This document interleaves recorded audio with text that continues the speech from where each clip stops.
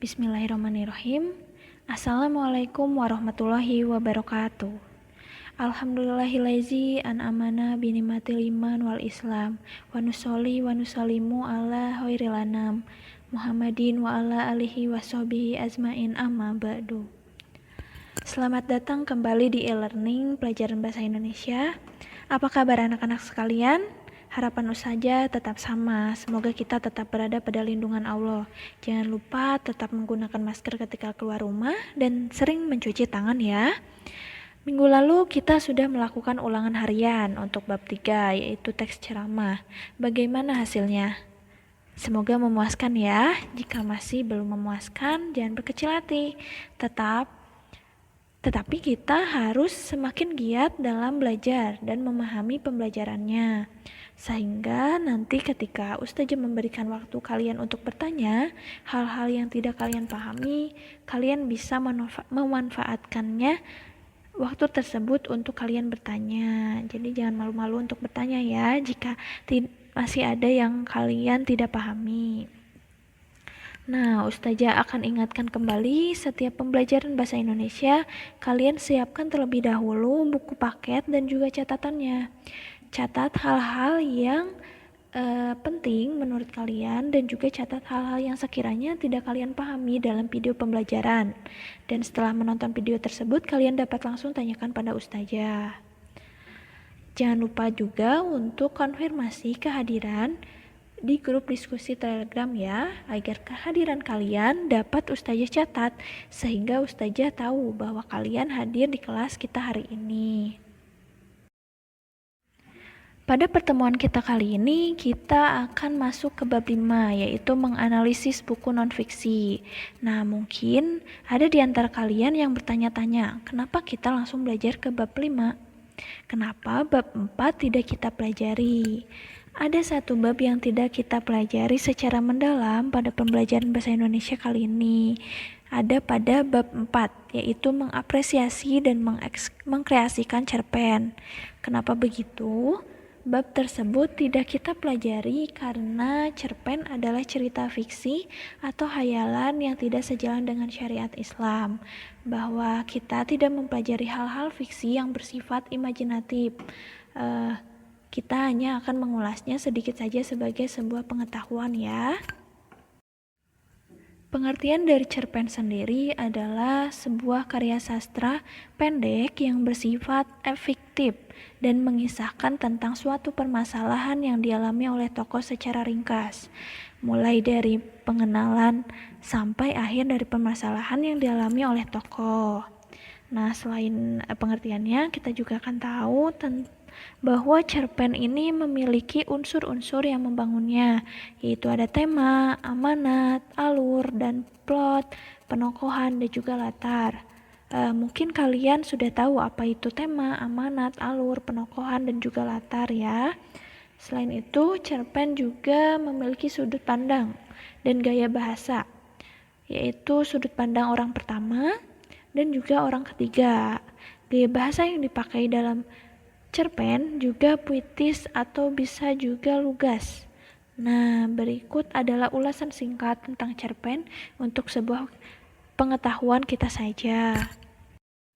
Nah, kita masuk ke materi kita hari ini. Tentu saja sebelumnya kita harus mengetahui kompetensi dasar pada pembelajaran kita kali ini, yaitu yang pertama, menentukan butir-butir penting dari 2 buku pengayaan non-fiksi yang dibaca.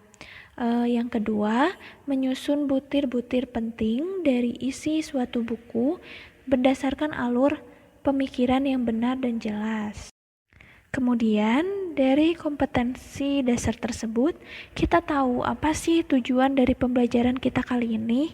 Jadi, tujuan pembelajaran kali ini setelah mempelajari materi ini, kita diharapkan mampu mengidentifikasi butir-butir penting dari satu buku yang meliputi identitas buku, isi pokok, dan hal-hal menarik lainnya yang ada di dalam buku-buku non-fiksi. Dan kita diharapkan dapat menyusun butir-butir penting dari isi suatu buku berdasarkan alur pemikiran yang benar dan jelas. Semoga tujuan pembelajaran kita kali ini dapat tercapai dengan maksimal ya. Jadi biasanya setelah membaca buku ataupun karya-karya lainnya, kita hampir selalu tergoda untuk menceritakan kembali atau bahkan mengomentarinya. Wah, buku ini bagus, atau seru, atau lucu, mengasihkan, ataupun ungkapan-ungkapan sejenisnya. Hasil menceritakan kembali termasuk menganalisis, mengomentari isi buku.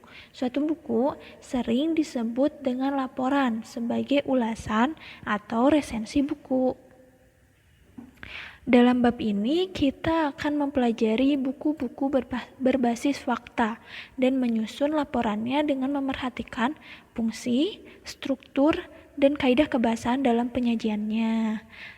Membuat laporan buku akan memudahkan kita dalam memahami isi buku non-fiksi dan melatih agar kita dapat membuat ulasan atau laporan yang layak dibaca oleh orang lain.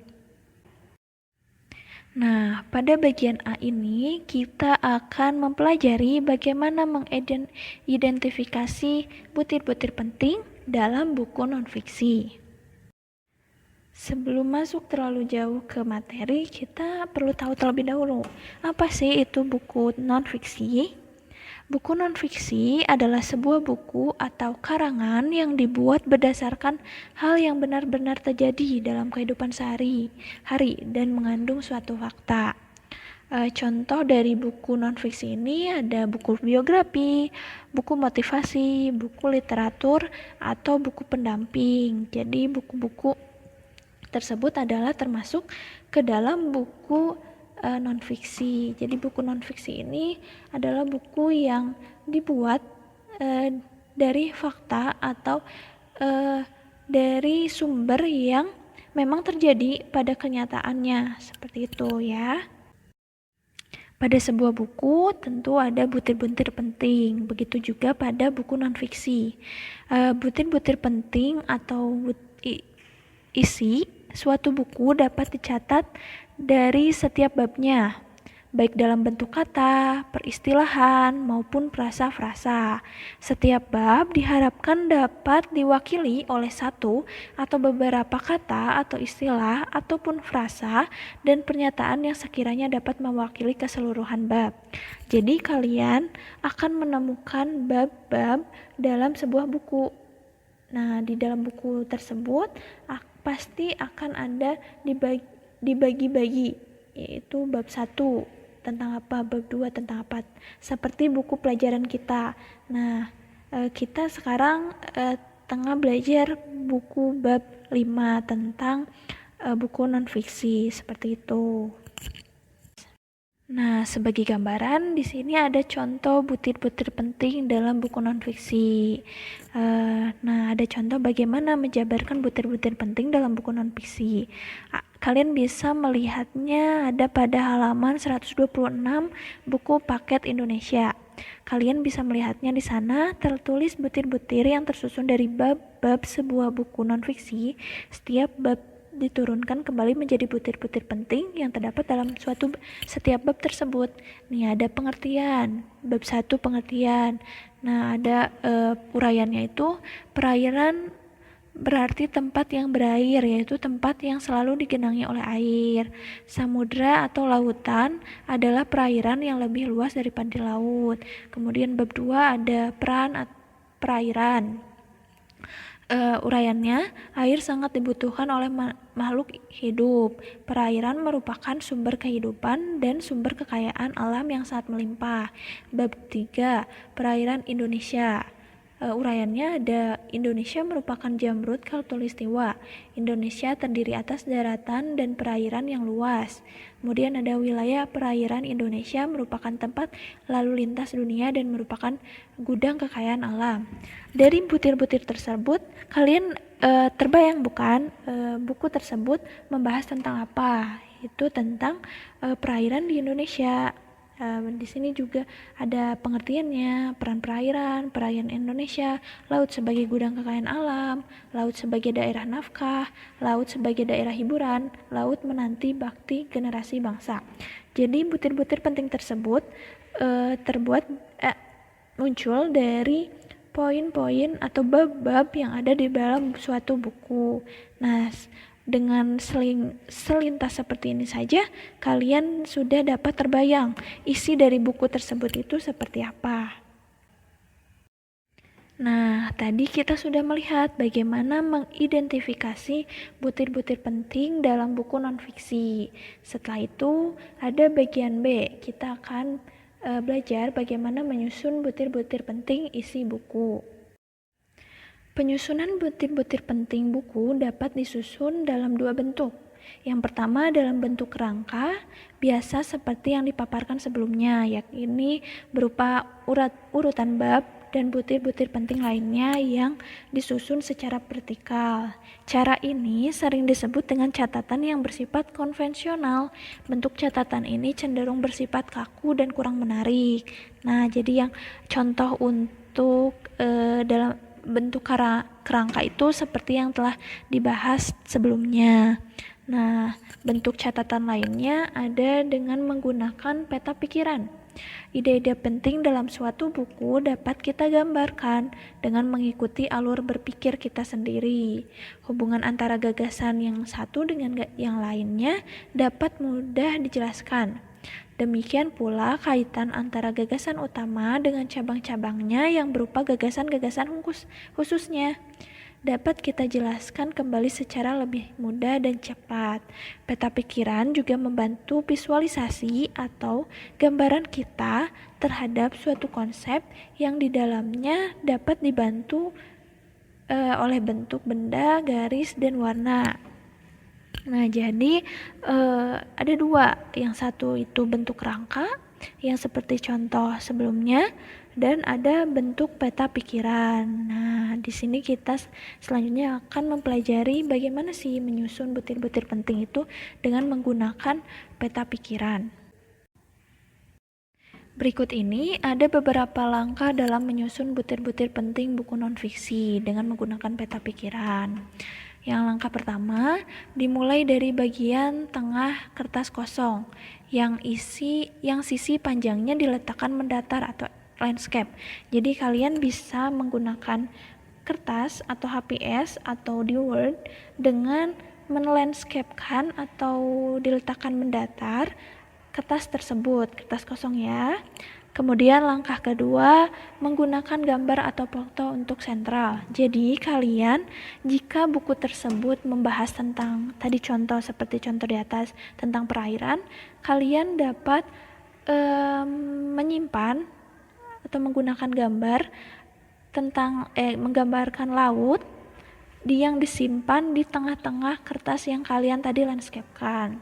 Selanjutnya langkah ketiga, menggunakan warna yang menarik. Nah, kalian bisa menggambarkan cabang-cabang yang nantinya menjadi sebuah poin-poin penting dengan menggunakan warna yang menarik. Selanjutnya langkah keempat, hubungkan cabang-cabang utama ke gambar pusat dan hubungkan dengan cabang lainnya. Jadi kalian setelah menempelkan gambar tentang perairan tersebut, kalian cabangkan langsung kemudian cabang tersebut bisa isinya itu adalah bab-bab dari buku tersebut. Jadi misalnya tadi untuk contohnya perairan Indonesia, pengertiannya dicabangkan kembali menjadi poin-poin pentingnya. Nah, kemudian yang kelima, membuat garis hubung yang melengkung, bukan lurus, karena garis lurus cenderung akan membosankan otak. Jadi kalian ketika ingin membuat cabangnya itu garisnya bisa lengkung atau sesuai kreativitas kalian. Jangan lurus karena itu cenderung kaku ya. Seperti itu. Selanjutnya menggunakan satu kata kunci untuk setiap garis yang diambil dari setiap bab yang ada di dalam buku itu. Jadi seperti yang tadi, setelah ada kalian tempelkan gambar, kalian cabangkan. Nah, cabang itu diisi satu kata kunci, yaitu diambil dari setiap bab yang ada di dalam buku itu.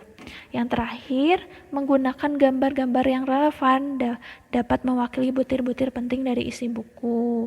Jadi setelah kalian menyimpan menyimpan gambar yang mewakilkan buku tersebut, terus kemudian kalian cabangkan dan ditulis bab-babnya, kemudian kalian cabangkan lagi untuk menulis hal-hal pentingnya. Kalian bisa tambahkan dengan gambar-gambar yang relevan dan dapat mewakili butir-butir penting dari isi buku tersebut, seperti itu.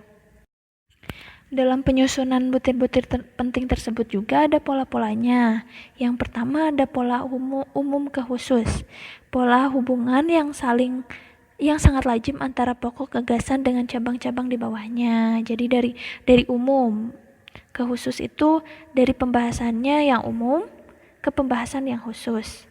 Selanjutnya ada pola kausalitas. Kalian tentu sudah sering dengar, kausalitas itu adalah pola hubungan yang disusun menurutkan urutan kelogisan, jadi sebab akibatnya. Kemudian ada pola kronologis, yaitu pola hubungan yang disusun menurut urutan waktu.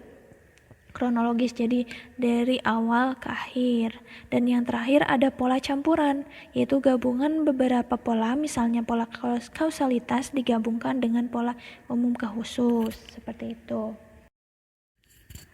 Nah, begitulah cara-cara dalam menyusun butir-butir penting dalam buku nonfiksi. Apakah sudah terbayang bagaimana butir-butir buku nonfiksi tadi? Jika ada yang masih belum paham, silahkan tanyakan langsung pada Ustazah ya. Untuk melihat pemahaman kalian dalam pembelajaran hari ini, ada tugas. Pertama, pilih salah satu buku nonfiksi yang kalian miliki, bisa biografi, kisah Nabi atau sejarah Islam. Kemudian susunlah butir-butir penting yang terdapat dalam buku tersebut dengan mengikuti langkah-langkah penyusunan dengan peta pikiran yang telah dijelaskan sebelumnya. Nah, batas pengumpulannya Ustazah tunggu sampai minggu depan saat ada pelajaran bahasa Indonesia lagi ya. Lebih dari itu, Ustazah tidak masukkan ke nilai, jadi lebih cepat lebih baik. Pengumpulannya seperti biasa, bisa menggunakan Word atau ditulis tangan. Kalian bisa menghiasnya dengan kreatif mungkin. Insya Allah minggu depan kita masih akan melanjutkan pembahasan bab 5. Pada bagian C dan D. Semoga apa yang kita pelajari hari ini bermanfaat untuk kita. Setelah ini kita akan diskusi di grup Telegram ya. Terima kasih atas perhatiannya. Semoga kita diberikan kesehatan selalu oleh Allah Subhanahu wa taala. Wassalamualaikum warahmatullahi wabarakatuh.